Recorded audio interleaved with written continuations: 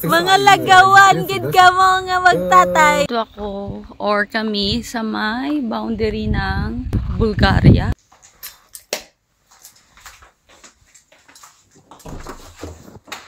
Good morning mga palangga. And another day, another story or episode na naman ng aking buhay bilang isang nanay dito sa Rome.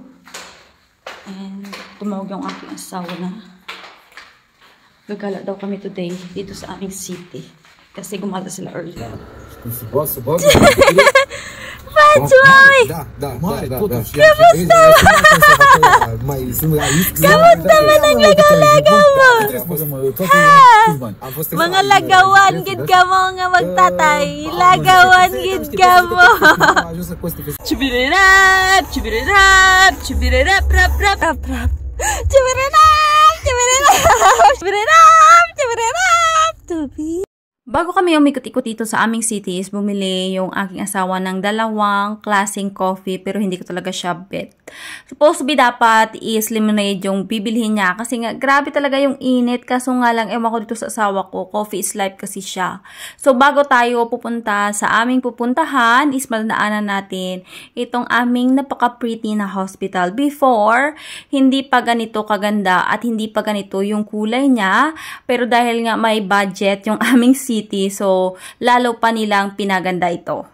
Yung aming palang pupuntahan ng aking asawa is yung madalas naming pinupuntahan before nung kaming dalawa pa lang ng aking mapagmahal na asawa tsaka nung ako ay nag-work pa doon sa may boundary ng aming city tsaka ng Bulgaria. Yes, malapit po kami sa country ng Bulgaria. Bali sasakay ka lang sa isang malaking barko kasi pwede mong dalhin yung sasakyan mo mga 5 minutes lang at makakarating ka na doon sa may Bulgaria. Sa area na ito, dito rin matatagpuan yung isang beach dito sa amin pero wala po kaming dagat. Bali yung beach nandito is river lang siya. Kaya ayaw kong pumupunta or maliligo sa may river kasi hindi ko siya feel. Feel ko talaga na maligo sa dagat kasi feeling ko fresh yung aking nararamdaman. Wow! Malapit na tayo sa sakayan ng Bulgaria pero hindi tayo magsa-stop over dyan. Doon tayo sa kabila at nakikita nyo ba yung pangalan na sa itaas? Before wala pa yan. Bali as in plain pa lang siya. Pero ngayon dahil nga nag-improve na dito sa aming city, nilagyan na nila. At dito tayo magpa-parking sa may harapan ng maliit na boat na yan.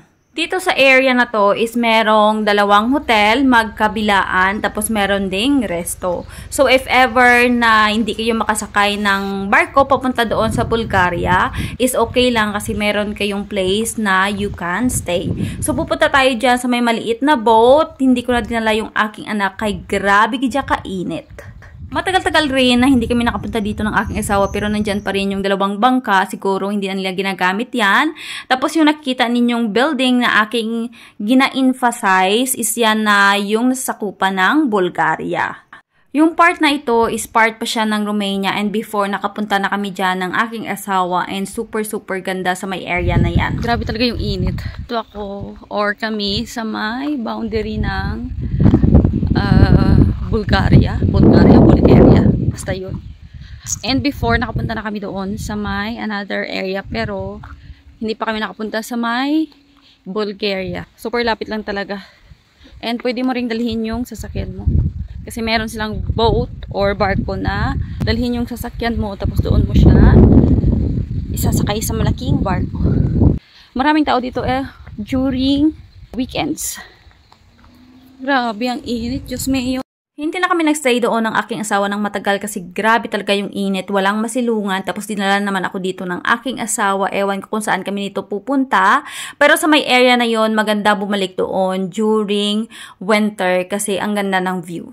Akala ko kung saan na naman kami dadalhin ng aking asawa. Dito pala kami dumaan sa isang river sa amin which is pwede ka dyang mangisda and super lalaki na mga isda na makuha mo sa may area na ito.